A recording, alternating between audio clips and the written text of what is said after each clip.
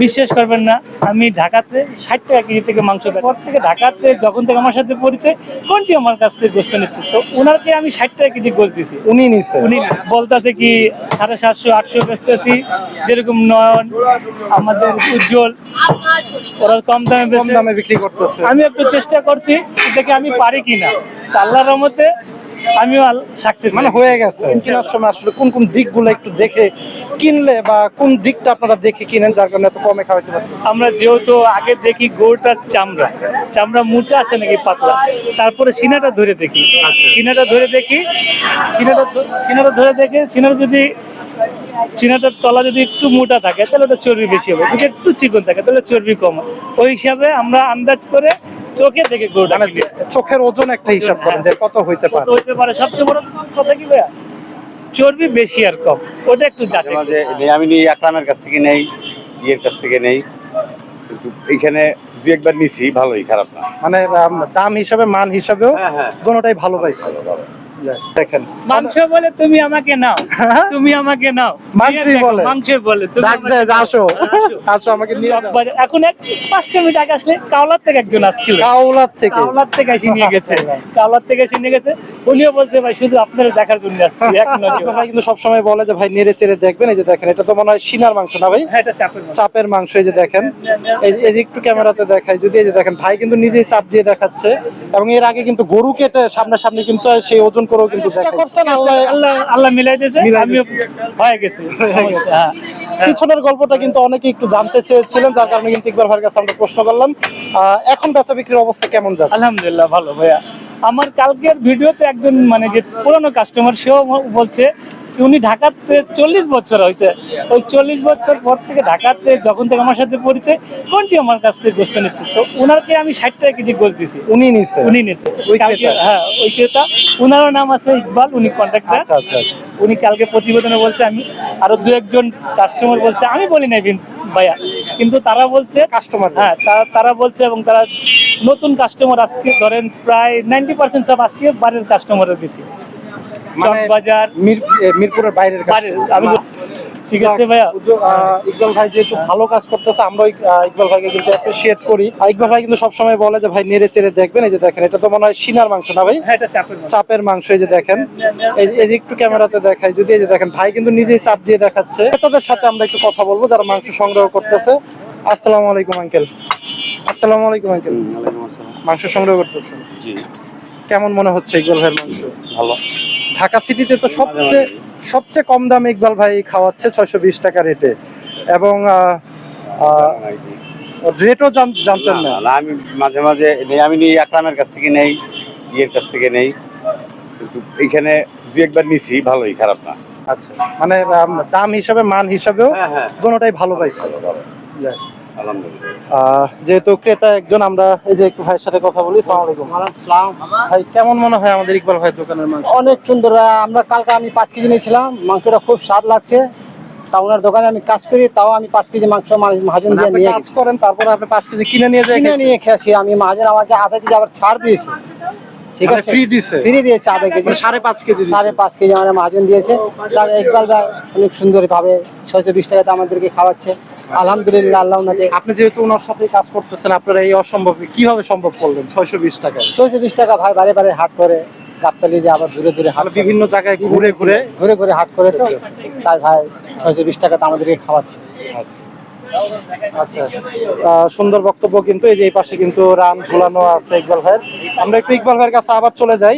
ইকবাল ভাই, যদি একটু জানতে চাই, অনেকে প্রশ্ন করে যে অনেক মাংস ব্যবসায়ী তো আমাদের ভিডিওগুলো দেখে, অনেকে বলে যে একটু ভাই ইকবাল ভাইকে প্রশ্ন করবেন যে গরু কেনার সময় আসলে কোন কোন দিকগুলো একটু দেখে কিনলে, বা কোন দিকটা আপনারা দেখে কিনেন যার কারণে এত কমে খাওয়াতে পারেন? আমরা যেহেতু আগে দেখি গরুটার চামড়া মোটা আছে নাকি পাতলা, তারপরে সিনাটা ধরে দেখি, সিনাটা ধরে দেখি, সিনাটা ধরে দেখে সিনাটা যদি চিনাটার তলা যদি একটু মোটা থাকে তাহলে ওটা চর্বি বেশি হবে, যদি একটু চিকন থাকে তাহলে চর্বি কম হবে। ওই হিসাবে আমরা আন্দাজ করে চোখে থেকে গরুটা কিনি। চোখের ওজন একটা হিসাব করেন যে কত হইতে পারে। হইতে পারে, সবচেয়ে বড় কথা কি ভাইয়া, চর্বি বেশি আর কম, ওটা একটু যাচাই করি। আচ্ছা আচ্ছা, মানে চর্বিটা যেটা কম হবে সেটার একটু ভালো হবে। ভালো হবে, হ্যাঁ। মানে কম দেখা যাবে চর্বি বা মাংসের ইয়ে। যেহেতু কাস্টমার চর্বি কম নেই, তো আর চর্বি কম হলে মাংসটার মান বেশি থাকে। ভালো হয়। হ্যাঁ, এই জন্যে আমি চর্বি কম দেখে আনি এবং ভালো ভালো দেখে গরুটা আগে দেখি। ইকবাল ভাই কি সবসময় গাবতলীর থেকে মাংস গরু সংগ্রহ করেন নাকি অন্যান্য বিভিন্ন না, হাট, আমি ঢাকার বাইরেও হাট করি ভাই। ঢাকার বাইরেও করেন? আর আজকে আমার যে ব্যাপারী আছে, কালকে রাত্রে আল্লাহর মধ্যে চলে গেছে, আমি বলছি এক গাড়ি মাল আনতে কেনার জন্য? কেনার জন্য। মানে এটা কি ঢাকার বাইরে? উনি একদম চলে গেছে জয়পুর, জয়পুরহাট? জয়পুরহাট, হ্যাঁ, দানাপুলের সাইডটা আছে জয়পুর, ওখানে গেছে। ও উনি মনে 10-15টা নিয়ে আসবে গরুটা।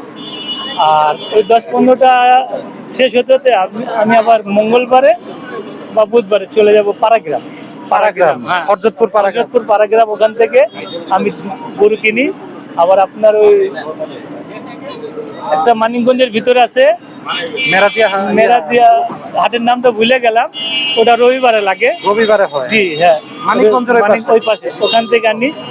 আর ওখানে কি মানে মাংসের মনটা আসলে কত কেজি কত ভাবে ফেলা হচ্ছে কি, আমরা মনে করি কি গ্রামের হাটে গেলে আমরা একা পাবো, কিন্তু যে হাটটা আমি করি ওখানে কুমিল্লার থেকে কষে আছে।